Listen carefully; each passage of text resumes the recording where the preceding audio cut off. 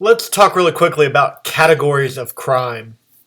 So right now we're looking at the Texas Penal Code, and this is actually like on the legislative website. It has all Texas statutes and all the various codes: education code, government code. We're looking just at these 11 titles that are defined in the Texas Penal Code. So we have introductory provisions, principles of criminal responsibility, punishments, inchoate offenses. These are, I guess you could categorize them, preparatory offenses like criminal attempt or solicitation, conspiracy. They probably have.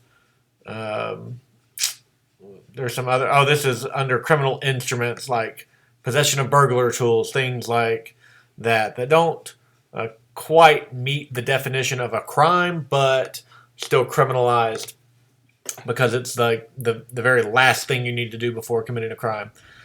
So Texas organizes offenses into these categories: offenses against the person, and here we're going to find our homicide and assault statutes. Offenses against the family is limited to certain domestic violence type offenses, criminal non-support, bigamy, prohibited sexual conduct. Um, and then a big category for Title VII is property crimes. So robbery, burglary, theft, fraud, etc. Public crimes against public administration, bribery, perjury. You've probably heard of what's it called? Obstruction of justice, things like that. Public order crimes or offenses against the public order or decency. Here's public indecency offenses, prostitution, and disorderly conduct. That's a very big catch-all offense, has a lot of stuff in it, riot. That's just a category. Last two, offenses against public health, safety, morals. What do we have in here? Weapons, gambling. And then there's engaging in organized crime under the organized crime title. So this is a complex way of categorizing crime.